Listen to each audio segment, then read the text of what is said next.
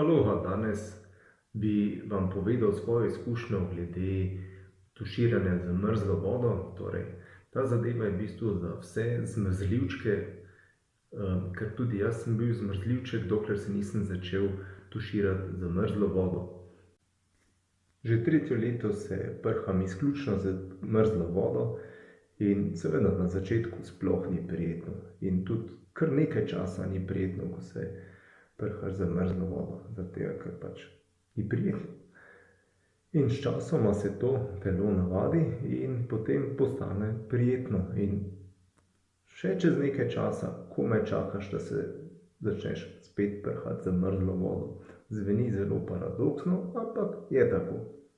Zdaj, preden se lotite takšnih podvigov, pojdite seveda k zdravniku in ga povprašajte glede tega, ali je to za vas sploh primerno. Jaz govorim zdaj tukaj izključno za svojo izkušnjo in moram reči, da odkar se prham z hladno vodo, sem dosti manj prehlajen ali pa skoraj nič nisem, nimam več težav z sinusi in tudi ne kašljam več po zimi in ne zebe me več tako, kot me je vedno zeblo vsako zimo.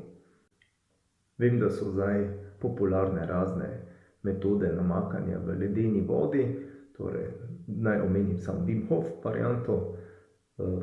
Ta je kul, pa potem tudi še iz zgodovine, ki jo tudi poznamo, in sicer to je metoda po knajpu, torej knajpanje. Torej to sploh niso nove zadeve, ampak v bistvu prastare, kajti v kameni dobi so tudi mogli iti tudi po zimi po vršo v ledeno vodo, morali so prečkati ledene reke, tako da to ni nič novega, ampak tako kot to danes počnejo, je kar kul. Zdaj, jaz sem vse skupaj malce poenostavil. Začel sem s tem, da sem si začel polivati z mrzlo vodo oziroma tuširati z mrzlo vodo najprej noge, pa potem vedno više do bokov, pa potem roke, nekje do ramen postopno in potem počasi gor in na koncu še obraz. In ta postopek se je zame kar dobro obnesel. Ko boste to počeli nekaj časa, boste ugotovili, da tudi potem kopanje v ledenih vodah po zimi ni noben bav več. In tudi to potem tako adrenalinsko početje. Seveda tudi preden se lotite takih zadev, pojdite k zdravniku, vprašajte ga, ali ste sploh primerni za to.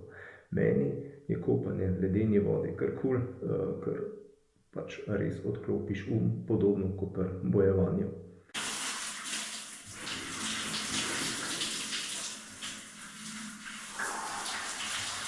Sem Robert Lisac, profesor športne vzgoje, trener borilnih veščin, in če vam je, priključite se naši skupini o telesu na Facebooku, gre za zaprto Facebook skupino, kjer grem glede določenih tematik še bolj v globino.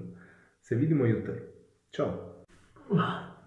Še to, ko se začnete polivati z mrzlo vodo, skoraj bi pozabil, dajte normalno in globoko dihati, torej ne se politi, ker potem vas bo res še bolj zeblo. Torej, tuširajte se in globoko dihajte. In vam bo mogoče 2% lažje.